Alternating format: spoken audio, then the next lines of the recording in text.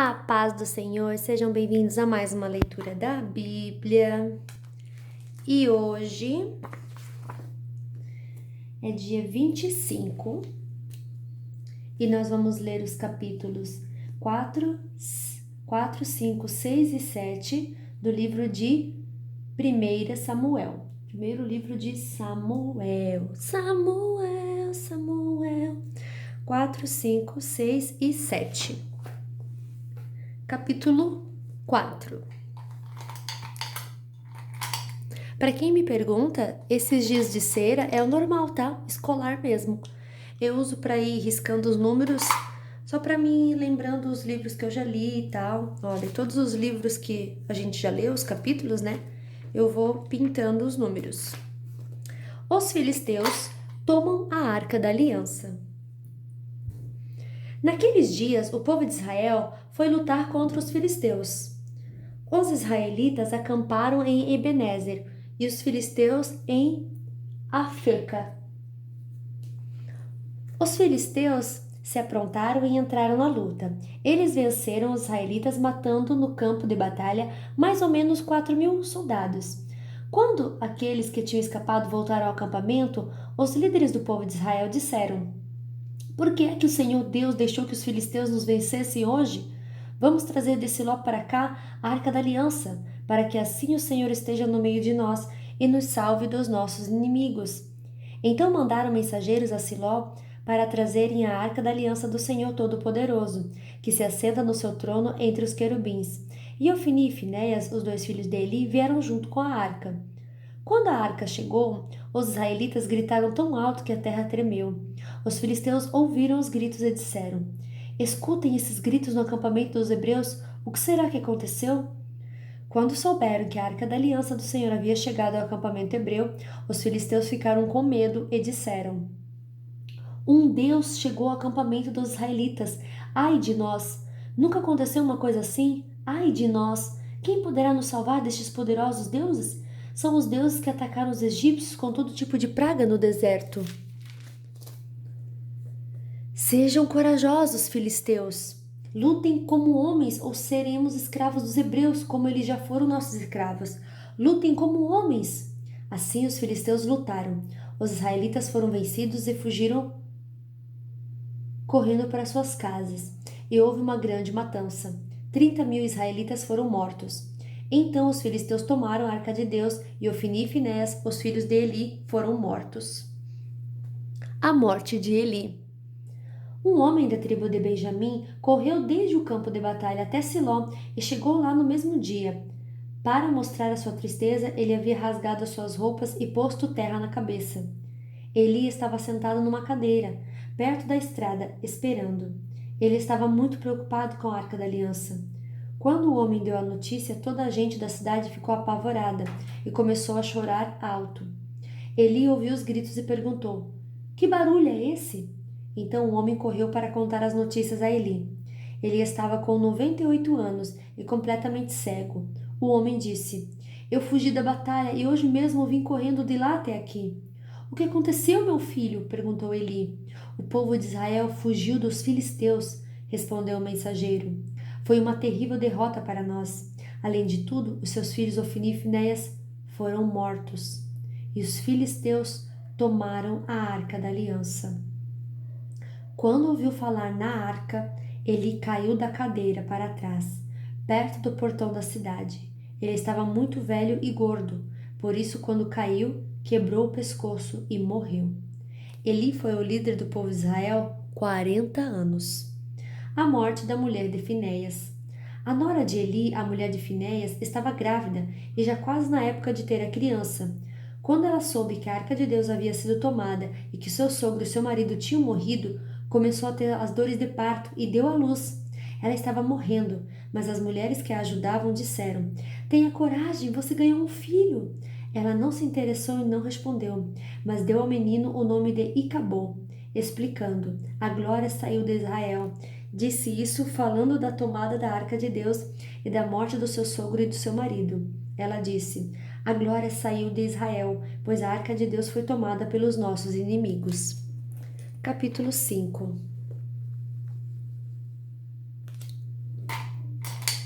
Depois de tomarem a arca de Deus, os filisteus a levaram de Ebenezer para a cidade de Asdod.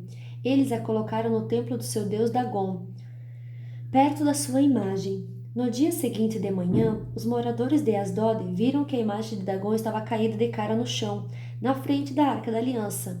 Então eles pegaram a imagem e a puseram de volta no seu lugar. No dia seguinte de manhã, viram que ela estava caída de novo na frente da arca. A cabeça e os dois braços da imagem estavam quebrados, caídos na soleira da porta. Somente o corpo estava inteiro. É por isso que até hoje os sacerdotes de Dagom e todos os que o adoram em Asdod não pisam aquele lugar.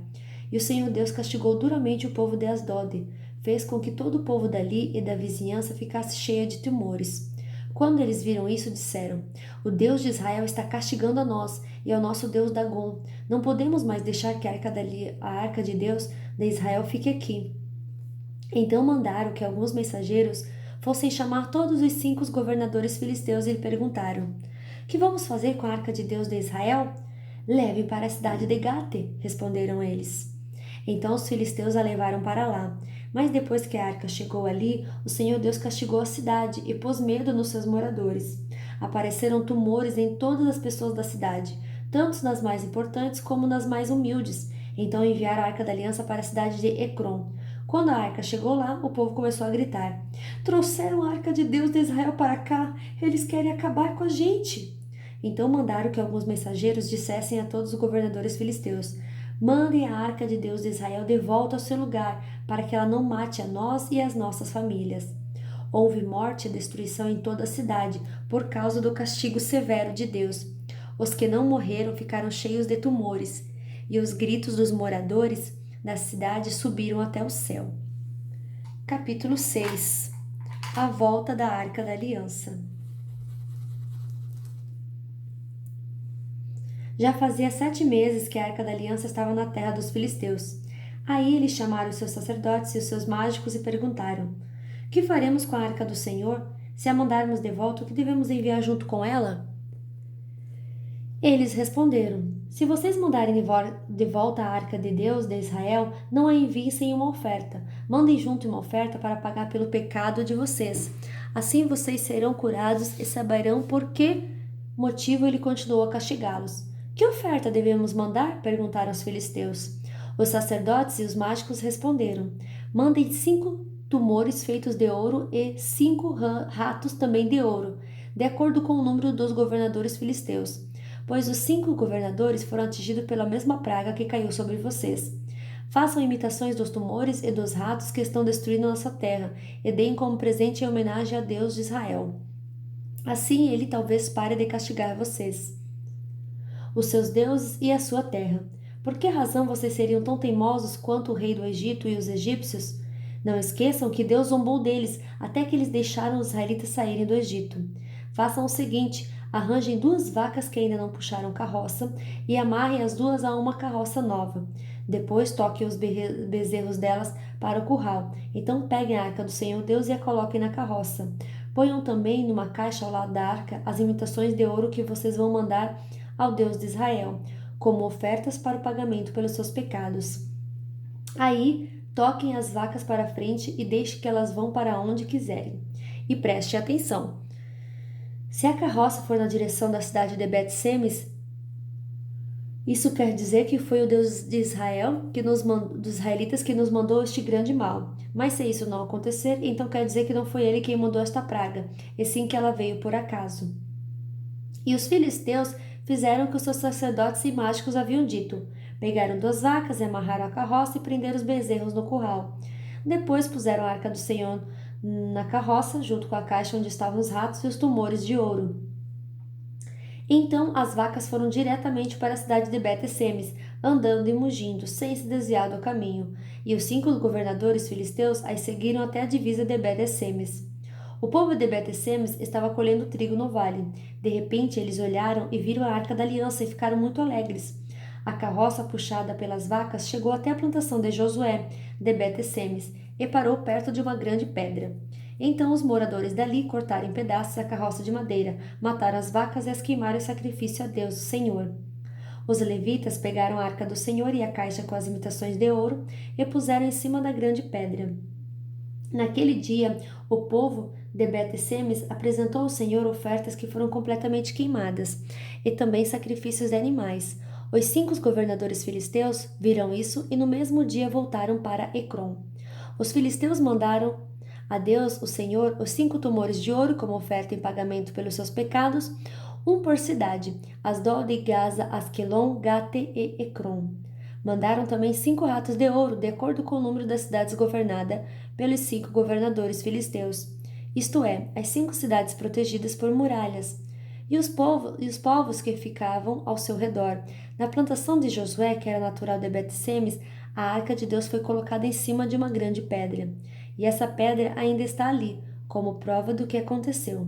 70 homens de Bet-Semes olharam para dentro da arca da aliança, e por isso o Senhor os matou, e o povo chorou por causa dessa grande matança que Deus fez entre eles. A arca na cidade de Jearim. Então os moradores de Bet-Semes disseram: Quem pode ficar diante do Senhor, esse Deus tão santo? Para onde mandaremos a sua arca, a fim de que ele fique longe de nós? Aí enviaram mensageiros para dizerem ao povo da cidade de Jearim: Os filisteus devolveram a arca da aliança do Senhor. Desçam até aqui e levem a arca. Capítulo 7.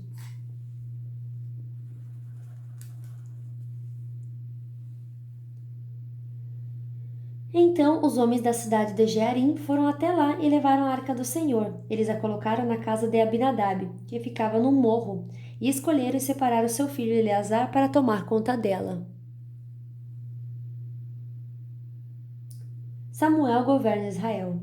A arca da aliança ficou na cidade de Jearim bastante tempo, isto é, mais ou menos 20 anos. Durante esse tempo, todos os israelitas oravam a Deus o Senhor pedindo ajuda. Samuel disse ao povo de Israel: Se vocês querem com todo o coração voltar a Deus, o Senhor, joguem fora todos os deuses estrangeiros e as imagens da deusa Astarote. Dediquem-se completamente ao Senhor e adorem somente a Ele, e Ele livrará vocês do poder dos filisteus. Aí os israelitas jogaram fora suas várias imagens de Baal e também as de Astarote, e adoraram somente a Deus, o Senhor. Então Samuel mandou que todos os israelitas se reunissem em Mispa, e prometeu que ali oraria por eles ao Senhor. Assim todos eles se reuniram em Mispa, tiraram água e derramaram oferta ao Senhor, jejuaram o dia todo e disseram: Nós pecamos contra Deus, o Senhor. E ali, em Mispa, Samuel julgava e governava o povo de Israel. Quando os filisteus souberam que os israelitas haviam se reunido em Mispa, os 5 governadores filisteus saíram com seus homens para atacá-los. Os israelitas souberam disso e ficaram com medo, e disseram a Samuel: Não pare de orar ao Senhor nosso Deus, pedindo que ele nos livre do domínio dos filisteus. Então Samuel matou um carneirinho e queimou todo ele como sacrifício a Deus, o Senhor. Pediu que o Senhor ajudasse o povo de Israel, e ele respondeu à sua oração. Enquanto Samuel estava oferecendo o sacrifício, os filisteus avançaram contra os israelitas, mas o Senhor os atacou com fortes trovoadas. Então eles ficaram em completa confusão e fugiram. Os israelitas saíram de Mispa e perseguiram os filisteus até Bet-Car, matando-os pelo caminho.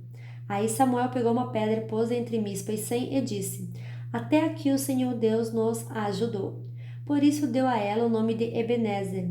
Assim os filisteus foram derrotados e o Senhor Deus não deixou que eles invadissem a terra de Israel, enquanto Samuel viveu. Todas as cidades que os filisteus haviam tomado, desde Ecrom até Gate, foram devolvidas ao povo de Israel. Dessa maneira, os israelitas voltaram de volta toda a sua terra. Dessa maneira, os israelitas receberam de volta toda a sua terra, e também houve paz entre os israelitas e os amorreus. Até o fim da sua vida, Samuel foi chefe e juiz do povo de Israel. Todos os anos ele ia a Betel, Gilgal e Mispa, e nesses lugares resolvia as questões que o povo lhe apresentava. Depois voltava para sua casa na cidade de Ramá, onde também era juiz. E em Ramá, Samuel construiu um altar para Deus, o Senhor. Fim da nossa leitura de hoje. Que Deus abençoe você, a sua família e até amanhã. Tchau!